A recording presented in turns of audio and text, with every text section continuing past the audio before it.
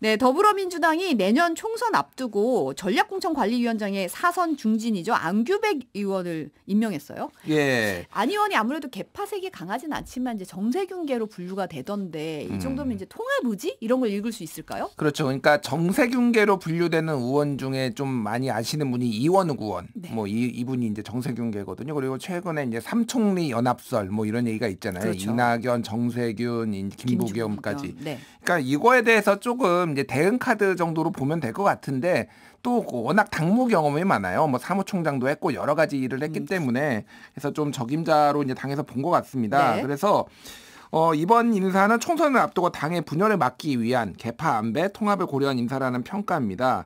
그 안규백 의원은 인사 발표 후 페이스북에서 사사로운 연애 얽매기보다는 오직 당의 승리만을 유일한 원칙으로 삼겠다라고 얘기를 했습니다.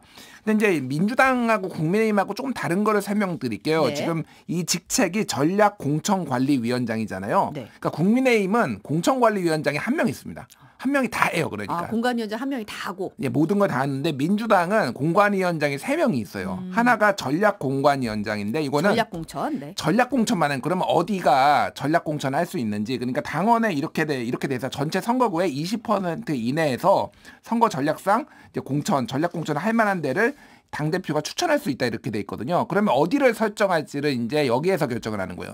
전략공천할 때. 네. 그리고 또 하나는 비례공관위원장이 있습니다. 이거는 비례의원만 전문적으로 심사해가지고 누구를 줄지를 하는 거. 그리고 우리가 말하는 일반적인 공관위원장은 이제 각 지역의 나머지 지역에 경선 묻히고 관리하고 뭐 가점을 주고 뭐 마이너스 주고 이런 거를 결정하는 게 이렇게 좀 세 개가 분리돼 있어요. 세분화돼 있네요. 예, 그러니까 지금 전략공관위원장 선출하고 그런 다음에 비례공관위원장이 보통 선출이 돼야 되는데 지금 선거제도가 지금 아직 결정이 안 돼서 이거는 좀 뒤에 될 것 같아요. 그러네요. 예, 그래서 어쨌든 공관위원장 이게 뭐 될 것 같습니다. 그래서 일단은 안규백 의원은 조금 전략공천하는 거를 너무 많이 하진 않겠다, 최소화하겠다. 왜냐하면 이게 그러면은 한번 쉽게 얘기하면 컷오프거든요.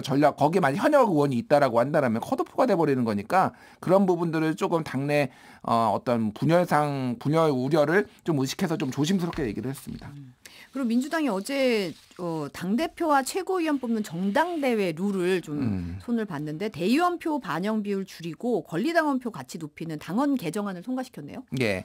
그러니까 이렇게 보시면 될 것 같아요. 지금 민주당은 70대 30 비율로 30은 여론조사예요. 네. 근데 여기에는 국민 여론조사와 일반 당원 여론조사가 이렇게 되는데 지난번에는 요거를 국민 여론조사 25, 일반 당원 여론조사 5 해가지고 이렇게 30을 맞췄고요. 그리고 대의원과 권리당원의 직접 투표를 하는 게 70%인데 네. 지난번에는 대의원 40 그리고 권리당원 30. 아니. 반대로입니다. 네, 그렇죠. 권리당원 40, 대의원 30 이렇게 네. 했었어요. 그런데 권리당원의 숫자는 이제 100만 명 정도 되거든요. 120만 명 정도 된다고 합니다. 그리고 대의원 숫자는 예전하고 늘지 않았으니까 이게 대의원의 한 표가 권리당원의 60표에 해당된다라고 해가지고 요거를 1대 20으로 이제 조정을 하겠다라고 얘기가 나왔어요. 네. 근데 이거를 앞으로 숫자를 구체적으로 어떻게 할지는 아직 안 나왔는데 대충 시뮬레이션 돌려보면은 이게 그러니까 40대 30이었잖아요. 60대 10 정도 돼야 됩니다. 이제 그런 권리당원 비중이 뭐 55에서 60 그리고 대의원 비중은 한 10에서 15 요 정도 되면은 이게 그러니까 표의 20대 1 정도의 이제 가치가 되는 거예요. 그래서 아마 요거에 대해서는 지금 비명계가 좀 강하게 반발을 하고 있어요. 네. 그래서 소위 말해서 이제 강성 지지층을 등에 업고 개딸 정당화 하려는 거냐 뭐 이렇게 얘기를 이제 하는 거고 그리고 또 하나 이제 그러니까 이제 감점을 주는 거는 네. 하위 10%의 현역 의원 전체 이제 평가를 할 거 아니에요 당무감사위에서. 그렇죠. 그러면 네. 거기에서 그 사람들은 전에는 20%만 감점을 했는데 이거를 30%로 올린다는 겁니다. 더 불이익을 주는 거네요. 네, 그러니까 이런 거예요. 그러니까 이를테면은 뭐 당원 투표도 당원 그 지역구의 당원들도 투표를 하고 또 국민 여론조사도 하고 뭐 그러거든요. 그러면은 현역 의원이 이를테면은 만점을 받았다. 뭐 이렇게 하면은 기존에는 이 사람이 하위 10%면은 8,000점만 줬는데 요거를 네. 7,000점까지 깎겠다라는 거예요. 근데 이렇게 깎아도 사실은 현역이 유리하다고 합니다. 이 정도로 깎아도. 이 정도로 깎아도. 왜냐하면 인지도와 뭐 이렇게 이게 사실은 정치 신인은 뭐 이를테면 현역 의원 같은 경우에는 의정활동 보고서 막 이런 거 돌리면서 계속 또 지역 돌아다니고 행사에 얼굴 비치고 막 이런 것들이 있기 때문에 그래도 어려운데 어쨌든 지금 물갈이가 너무 어렵다 지금 민주당 당 지도부 입장에서 어느 정도는 물갈이가 돼줘야 되는데 그래서 그런 것들을 조금 높이기 위해서 이렇게 했는데 좀 당내 잡음이 좀 있죠. 동가수님이 저렇게 규정이 바뀌면 누가 유리해지는 거죠? 라고 질문을 하셨는데 지금 아까도 잠깐 언급하셨지만 비명계 의원들 반발하고 있잖아요. 예, 그러니까 이거는 의구심이 현 지도부에 대한 의구심이 비명계가 매우 크다라는 건데 첫 번째 이제 전당대회 같은 경우에는 아까 얘기했듯이 지금 총선하고는 관련이 없고 이재명 대표 다음 전당대회부터 이제 해당이 되는 거예요. 네. 근데 계속 소위 말해서 친명계가 이제 계속 잡으려고 하는 거 아니냐 이런 게 이제 비명계의 얘기예요. 네. 근데 이제 뭐 친명 쪽이나 당 권리당원들의 얘기는 당원 중심의 정당이 되고 당원들의 표심을 못 얻는데 그게 그러면 그 말이 되느냐 당연한 거다 당원들을 중시하는 게 뭐 이렇게 이제 얘기를 하고 있습니다.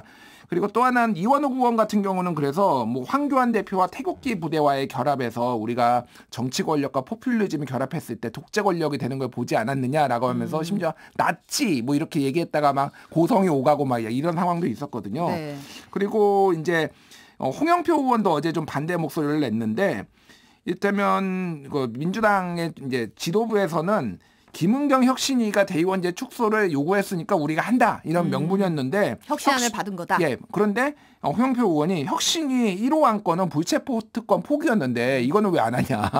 그러니까 사실 이제 이재명 대표를 사실 겨냥을 한 거죠. 그래서 선택적으로 본인이 하고 싶은 것만 한다라는 건데 지도부는 뭐 해당 사항이 아니라면서 좀 선을 그었는데 그래서 요게 앞으로의 분당 아니면 일부 탈당 이거에 조금 좀 기름을 조금 끼얹는 거 뭐 이게 이것 때문에 다 나가는 건 아니지만은 앞으로의 선거제도 개편까지 해가지고 조금 점점 간격이 좀 커지고 있는 상황인 것 같습니다. 갈등의 불씨가 될 수 있다. 그다음에 송영길 전 대표 이제 더불어민주당 전당대회 돈봉투 의혹 받고 있는데 오늘 오전에 검찰에 피의자 신분으로 출석했죠. 예, 지금 프랑스에서 귀국한 지는 8달 만이에요. 네. 그래서 송 대표는 계속 이제 나를 소환해라 이렇게 매기하고 자진 출석했죠. 자진 출석도 하고 뭐 이렇게 했는데 어쨌든 검찰은 아직 이제 단계가 아니다. 왜냐면은 돈봉투 뿌린 사람과 받은 사람부터 먼저 조사하겠다라고 해서 이제 8개월 만에 됐습니다. 그래서 네. 오늘 8시 반쯤 검찰 앞에서 기자회견을 열었습니다. 그래서 송 전 대표는 이번 수사를 검찰의 기획수사, 조작수사로 이제 규정하면서 맞서겠다라고 얘기를 했고요. 네. 저희 주변 사람들에 대한 수사의 10%만 하더라도 김건희 여사의 혐의는 밝혀질 것입니다. 이런 얘기를 했어요. 그래서 이게 수사가 김건희 여사가 검찰이 김건희 여사에 대한 수사는 안 하고 있고 본인만 하고 있다. 뭐 이런 얘기를 좀 한 것 같습니다. 예. 후원자로 언급된 사업가가 이제 법정 진술에서 송 전 대표한테 고맙다는 인사 받았다. 뭐 이런 진술에서 좀 논란이 됐는데 여기에 대해서는 입장이 어떤가요? 그러니까 송 대표는 본인 당선됐잖아요. 근데 해당 측에서 고맙다고 말하고 다니는 게 당연한 거 아니냐. 본인을 지지해 준 사람들한테. 그게 이제 따로 그런 게 아니라 그 예. 장소에서 한 거다. 예. 그러니까 뭐 다 같이 있는 자리고 그리고 뭐 고맙다고 하는 거를 자신은 도와주고 후원해주고 뭐 지지해주고 이런 사람들한테는 하는 거는 당연한 거고 다 했다라는 거예요. 쉽게 얘기를 하면 고맙다는 얘기 그날은. 그래서 4천만 원 정도의 양심을 팔 정도로 정치를 해오지 않았다. 뭐 이런 얘기도 했습니다. 요거는 이제 인허가 로비를 대가로 뇌물 4천만 원을 받았던 혐의가 있는데 뭐 요거와 관련되고 있고요. 지금 진술 거부하겠다라는 거고 어쨌든 검찰은 지금 200장 정도의 질문지를 준비를 했다라는 거예요. 그러니까 이거를 다 물어보고 끝나려면 아마 오늘 밤 자정 안팎에 이제 끝나지 않을까 조사가 그렇게 보여집니다. 근데 어쨌든 조사는 진술을 거부하고 법정에서 좀 시시비비 가리겠다 뭐 이런 입장인 거죠. 그렇죠. 근데 이거는 뭐 이재명 대표도 약간 이런 식으로 했어요. 진술서로 미리 제출한 진술서로 가름을 하거나 이제 왜냐하면은 이게 검찰에서 사실은 무슨 질문을 돌발적으로 던질지 모르는데 본인이 여기에서 잘못 진술을 했을 경우에 이게 굉장히 불리하게 작용을 할 수 있으니까 좀 준비돼 온 방식으로 이제 한다라는 건데 일단은 진술서를 뭐 제출하는지는 제가 잘 모르겠습니다. 지금 네. 아직 확인이 안 됐는데 어쨌든 진술 거부권을 좀 행사하는 건다라는 거고 그래서 지금 어쨌든 윤관석 의원이 지금 구속됐는데 일부 시인을 했거든요. 네. 그러니까 돈을 이제 뿌린 정황이 있거든요. 그러니까 이게 그 전에 이제 그 이정근 전 사무부총장 여기가 시작이 돼가지고 윤관석 의원까지 있고 지금은 이제 받은 사람들 지금 수사를 하고 있는데 이게 어쨌든 증언이 뇌물 수사는 증언이 굉장히 중요합니다. 그러니까 김용 민주연구원 전 부원장 같은 경우에도 이제 유동규의 그 증언으로 사실상 이게 좀 된 부분이 있잖아요. 네. 일부 정황 증거와 함께. 그래서 얼마나 그러면 지금 검찰에서 이 다른 뭐 돈 봉투를 뭐 받은 사람이나 아니면 돈을 마련해 준 사람들이 이게 좀 진술을 했느냐에 따라서 좀 송 전 대표의 거취가 좀 향후 이제 수사 전망이 좀 달라질 것 같습니다. 예. 그리고 조국 전 법무부 장관 딸 조민 씨 입시 비리 혐의 첫 재판이 오늘 오후에 열리더라고요. 예, 서울중앙지법은 오늘 오후 3시에 허위 작성 공문서 행사 업무방해 위계 공무집행 방해 혐의로 불구속 기소된 조민 씨의 첫 공판을 엽니다. 그래서 형사재판이기 때문에 조민 씨는 출석을 해야 되고요. 그래서 조민 씨는 어머니 정경심 전 동양대 교수와 함께 2014년 6월 10일 부산대 의학전문대학원 입학관리과에 허위로 작성된 입학원서 자기소개서 그리고 위조낸 동양대 총장 표창장을 제출해 입학 사정 업무를 방해한 혐의를 받고 있습니다. 또 서울대 의전원에 허위로 작성된 자기소개서와 서울대 법대 공익인권 법센터장 명의 인턴십 확인서 등등을 제출한 혐의도 받고 있습니다. 그래서 이게 뭐 기억하실지 모르겠는데 공소시효가 한 달도 안 남은 상황에서 검찰이 이제 기소할게 뭐 이렇게 내 가지고 이게 논란이 있었고 특히 이제 조국 전 장관한테 이 너의 죄를 인정하면 우리가 기소 안 할 수도 있어 뭐 이런 식으로 검찰에서 조금 태도를 보여가지고 이게 굉장히 좀 보복 기소 아니냐 이런 논란까지 있었습니다. 어쨌든 지금 뭐 이제 이거는 재판이 이제 시작되면은요. 앞에 좀 이제 뭐 정경심 교수 건이 있으니까 좀 빨리 된다라고 하더라도 짧으면 진짜 빠르면은 3개월인데 아마 반년 정도 걸릴 것 같아요. 예, 뭐 일반적으로. 일반적으로. 예. 국민의힘 얘기 잠깐 해보면 국민의힘 인재영입위원회가 오늘 오전에 내년 총선을 위해 영입할 인재 5명을 공개를 했는데 이제 뭐 1호 영입 인재로 알려졌던 이수정 교수 당연히 포함이 됐고 나머지는 또 어떤 인사들이죠? 그러니까 일단은 누가 1호인지에 대해서 국민의힘 내부에서도 갑론의 방이 굉장히 많습니다. 그러니까 5명하고 1호 보통은 1호, 2호 이런 식으로 나오는데 그렇게 그냥 명단을 한꺼번에 공개했더라고요. 그것도 있지만은 일단 조정훈이 1호였다. 그때 약간 그런 얘기들이 있었어요. 네. 근데 일단은 조정훈은 1호가 아닌 걸로 일단 뭐 이렇게 정리가 되는 분위기예요. 그러면서 뭐 이수정 교수가 1호냐 아니냐 뭐 이런 논란이 있는데 어쨌든 뭐 여담으로 말씀드리면은 인재 영입이 굉장히 안 됐다고. 그러니까 아무도 안 가겠다라고 고사를 한 사람이 굉장히 많았다라고 해요. 그래서 이 굉장히 애를 먹었다. 그래서 제가 몇 명을 압니다. 고사하신 분들은 이렇게.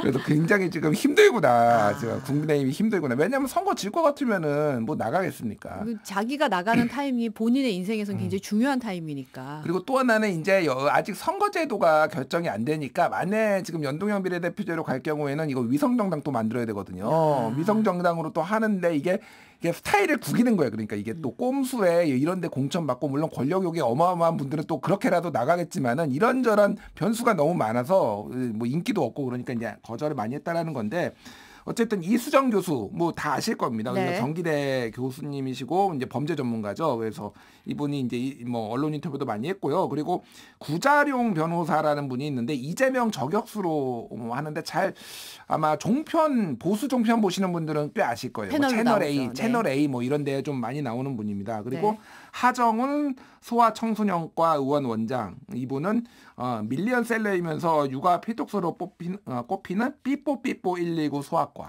아이 키우는 집이라면 한 권씩 다 갖고 있는 책이긴 해요. 예, 맞아요. 두꺼운 책이에요. 이렇게. 굉장히 두꺼운데 백과사전식의 이만큼 맞아요. 두꺼운 책이긴 해요. 네. 그래서 이분은 돈을 많이 벌었겠구나 저는 보면서 그래서 그 생각을 했는데 어쨌든 이분이 영입이 됐고요. 그리고 탈북공학도인 박충권 현대제철 책임연구원인데 이분이 평양 국방종합대학을 졸업을 하고 2009년에 탈북을 했어요. 네. 그러니까 굉장히 엘리트죠. 그리고 현대제철에 지금 책임연구원으로 있을 정도니까 그래서 지금 37세거든요. 네. 그러니까 이제 30대의 탈북자 이렇게 컨셉을 잡은 걸로 보입니다. 그리고 윤도현 자립준비청년 지원 대표인데 저는 윤도현이라고 해서 깜짝 놀랐습니다. 많은 분들이 내가 아는 그분인가 해서 깜짝 놀라셨을 것 같아요. 그럴 리가 없는데 약간 이랬는데 어쨌든 18년 동안 보육원에서 생활하다 자립한 청년인데 21살이에요. 그래서 지금 자립준비 청년과 후원자를 이어주는 활동을 하고 있다 이렇게 얘기를 했습니다. 자립 청년들이 상당히 굉장히 곤란함을 많이 겪고 있어서 사실은 이제 사기 피해자들도 많고 이제 손 내밀 데가 없어서 어려움을 겪는 분들이 많은데 이런 활동 하신 분이더라고요. 예, 그래서 뭐 옛날에 저는 이거 보면서 이준석 대표 영입됐을 때 사실 그때가 비대위원 생각이 나는데 그때도 이준석이 어려운 학생들 과외하는 그런 그래서 하버드 나오고 그런 활동한다라는 걸로 이제 소개가 됐거든요. 약간 컨셉을 그런 식으로 좀 잡은 것 같아요. 근데 이제 저는 요 기사가 가장 눈에 띄었는데 국민의힘 사무처가 내년 총선 판세 자체 분석해봤더니 서울 49석 가운데 우세가 6곳 정도인 것으로 알려졌다. 이런 조선일보 보도가 있었어요. 예, 그러니까 지난번에 2020년 총선이 이제 서울의 49곳 중에 그러니까 41대 8이었거든요. 네. 민주당 41, 국민의힘 8. 근데 8에서 2개가 더 줄은 거예요, 지금. 그 6이 된 거예요. 그래서 그러네요. 8이 어디였냐면은 강남 가불병, 그리고 서초 가불, 그리고 송파 가불, 병은 적고요. 네. 그리고 용산 이렇게 된 거예요. 근데 지금 용산이 빠졌습니다. 그리고 그 송파 갑이 빠졌어요. 여기 이 중에서. 네. 그러니까 여기도 그러니까 우세 지역은 아니라는 거예요. 그러니까 우세는 아니다. 우세는 아니고 경합 지역으로 분류가 된 거죠. 그러니까 네. 용산도 경합, 그리고 송파 갑도 경합인데 송파 갑은 김웅 의원이 있고요. 용산은 누가 나올지 모르지만 현재는 권영세 의원이고 여기에 뭐 한동훈 장관이 나올 수도 있다. 뭐 이런 얘기까지 지금 있는 상황이에요. 그러니까 어쨌든 쉽게 얘기를 하면은 2020년 그 민주당이 180석 가져가고 국민의힘이 지역구 83에 84에 비례 19회 가지고 103석 가져갔은 게 결과였거든요. 네. 그때보다도 지금 분위기가 안 좋다. 뭐 이 정도로 보면 될 것 같고, 요거 관련해서 제가 조금 이제 알아본 바를 좀 말씀을 드리면은 조선일보가 요거를 입수를 한 게 어제 입수를 한 게 아니고요. 아, 어제가 아니에요? 예, 며칠 됐다고 합니다. 며칠. 예, 며칠 돼서 요거를 이제 단독 보도로 일면으로 보도로 하려고 했는데 이제 그날이 김기현 대표가 윤석열 대통령하고 오찬하는 날이었다라고 해요. 그 비공개 오찬. 네. 예, 예. 그래서 그쪽 당에서 그 사실을 알고 난리가 났다고 합니다. 그래서 뭐 정확한 경위는 모르겠으나 뭐 찾아갔을 가능성, 당에서 좀 조선일보를 찾아갔을 가능성이 있고요. 요게 조금 그래서 이유는 모르겠고 저는 모르겠으나 조금 며칠 미뤄진 거예요. 그리고 이제 제가 추정키로는 인요한 혁신위하고의 완전 이제 끝. 이거를 보면서 더 이상 참을 수가 없다, 조선일보가. 왜냐하면 요즘 김기현 대표 체제를 엄청 때리고 있거든요, 조선일보가. 이대로는 총선 진다라고 해서 김기현 대표가 칼날을 세우고 있어서 그래서 아마 이게 인요한 혁신이 종료되는 거 보고 일면에 쓰지 않았나 그렇게 보여집니다. 예. 그런 비하인드 스토리까지. 네. 오늘 대학 수학능력시험 성적표가 오늘 오전 9시부터 배부가 됐어요. 예. 지금 이 떨리는 마음으로 성적표를 부여잡으신 분들이 많으실 것 같은데, 근데 채점 결과가 어제 발표가 됐는데 결과적으로는 국어, 수학, 영어 모두 지난해보다 어렵게 출제된 불수능이었다는 거잖아요. 예. 많이 어려웠다고 합니다. 많이 어려웠다. 예, 예, 많이 어려워서 지금 표준 점수 최고점이라는 얘기가 나오는데 쉽게 얘기하면 표준 점수 최고점이 높으면은 이게 어려웠다는 얘기예요. 그렇죠. 그러니까 이게 왜냐하면 평균이 낮아졌다라는 얘기야. 그러니까 평균이 어려우니까 낮아진 거죠. 그러니까 차이가 이제 격차가 많이 나는 건데 국어 영역 표준 점수 최고점은 150점인데 지난해보다 16점이 올랐고요. 2005학년도 이후 가장 높다고 합니다.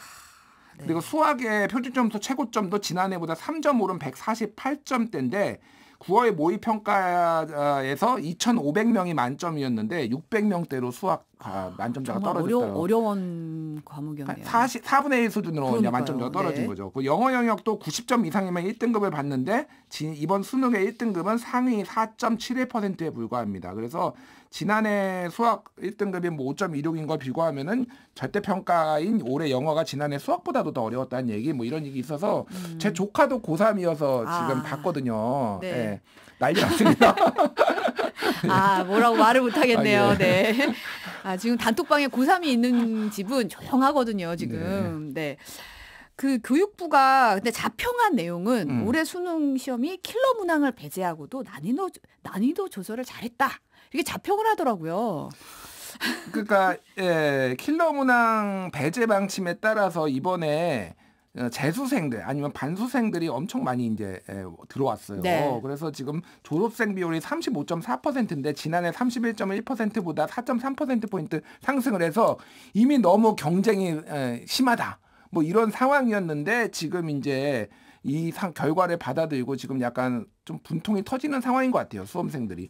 특히 이제 가장 논란이 되는 거는 뭐 킬러 문항이 정확하게 뭔지도 사실은 이게 정의하기가 어렵잖아요. 누군가가 이제 정의를 해가지고 상위 몇 %만 맞추고 뭐 이런 얘기를 하니까 그게 킬러 문항인가 보다 했는데 그냥 다 어려우면은 이게 다 킬러 문항 아니야? 준 그렇죠. 킬러 문항과 킬러 문항을 구분하는 게 무슨 의미가 있어? 약간 그런 얘기가 있어서 그래서 지금 오히려 과외나 이런 사교육 시장이 좀 더 활성화되는 거 아니냐?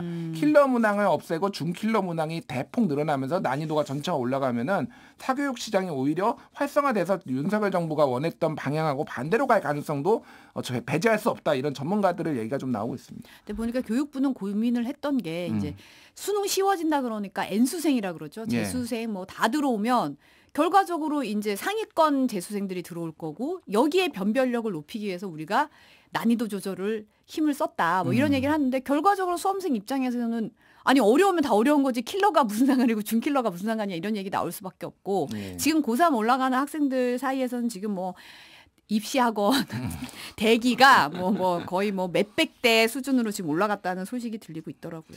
뭐 하여간 이렇게 되면 결과가 안 좋으면은 누군가를 원망하잖아요. 지금 윤석열 대통령을 원망하는 사람이 상당히 많다고 합니다. 어쨌든 또 인생은 또 기니까 예. 수험생 여러분도 너무 절망하지 마시고 또 힘을 내셨으면 좋겠고요. 요 소식 하나만 좀 볼게요. 예. 요즘에 이 영화에 대한 뭐 소문이 뭐 난리가 났는데 500만 명도 돌파했는데 서울의 봄이죠. 예. 이게 12.12 군사반란 다룬 내용인데 초등학교에서 이 영화 단체 관람을 하다가 돌연 취소되는 상황이 지금 벌어지고 있다는데 이거 왜 그런 거죠? 예, 지난 4일에 서울의 송파구의 한 초등학교에서 6학년 학생들을 대상으로 이제 사회교육과정으로 서울의 봄을 단체 관람하겠다라고 알림장을 배포를 했는데 이게 이틀 만에 취소가 됐습니다. 이제 극우 유튜버에서 이제 이거에 대해서 문제 제기를 한 거예요. 그러니까 좌파 교육을 하고 있다. 뭐 이런 식으로 이제 문제 제기를 해가지고 논란이 되니까 네. 이거를 이제 취소해 버린 건데, 그래서 이제 더러운 교육을 막자 뭐 이런 식으로 이제 역사 왜곡 영화 이런 식의 이제 비판들이 좀 있었다라고 합니다. 근데 서울의 봄을 보는 게 어떻게 좌파 교육이죠?